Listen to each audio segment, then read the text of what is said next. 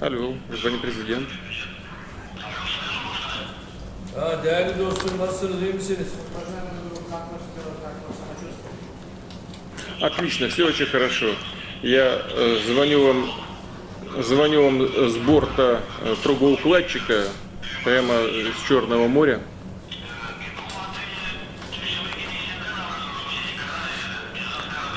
Sayın Cumhurbaşkanı, değerli dostum, öncelikle Türk Akım Projesi'nin ülkelerimiz için hayırlara vesile olmasını diliyorum.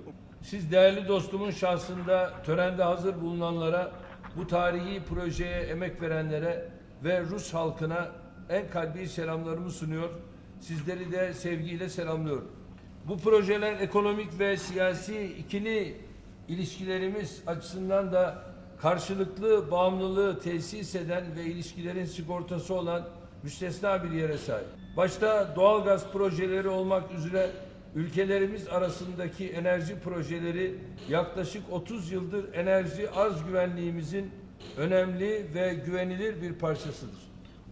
Rusya sahip olduğu geniş doğalgaz kaynakları ve güçlü altyapısı ile bölgede önemli bir enerji aktörüdür. Aynı zamanda Rusya Federasyonu enerji alanında ülkemizin de güvenilir ve istikrarlı bir ortağıdır. Akkuyu Nükleer Güç Santrali ve Türk Akım gibi yakın gelecekte tamamlanması beklenen büyük çaplı projelerle inşallah dostluğumuz perçinlenecektir. Türk Akım projesi için büyük emek harcanmıştır. Bugünlere de kolay gelinmemiştir. Proje için ilk adım 10 Ekim 2016 tarihinde İstanbul'da imzalanan hükümetler arası anlaşma ile atılmıştı. Tabii siz değerli dostumun bu proje kapsamında büyük emeği, büyük katkısı olduğunu da bu vesileyle ayrıca ifade etmek isterim.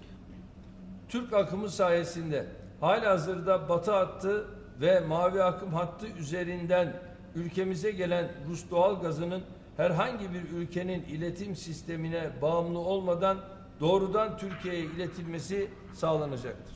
Türk Akım Projesi enerjinin uluslararası ilişkilerde bir çatışma sebebi değil, barış için birleştirici bir araç olması gerektiğini savunan dış politikamızın ve kazan kazan anlayışımızın güzel bir sembolüdür. Aslında bugün aynı geminin üzerinde sizlerle bir arada olmayı da çok arzu ederdim. İleride başka vesilelerle yine bu birlikteliği gerçekleştiririz. Çünkü bu proje tarihi niteliktedir. Kapsamlı bir çalışmanın ürünü. 2200 metre derinlikte sondaj yapılacak olan bu adım gerçekten çok önemli bir vasıf ve dünyanın ilki. Bununla birlikte ben bu projenin de ötesine geçeceğimize yürekten inanıyorum. Değerli dostum, sizinle bizim ortak bir özelliğimiz var.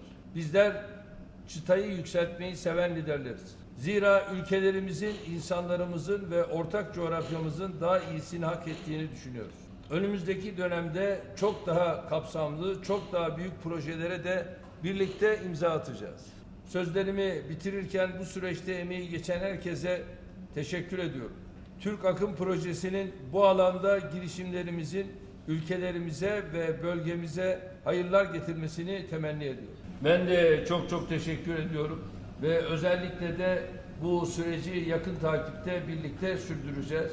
Akkuyu'yla ilgili olarak Türk özel sektörü geçenlerde Moskova'da malum imzaları attılar.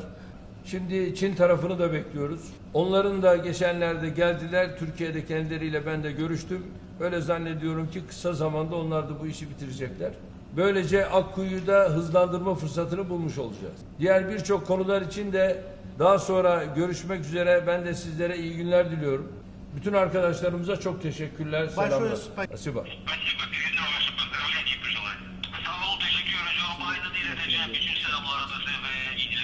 Спасибо.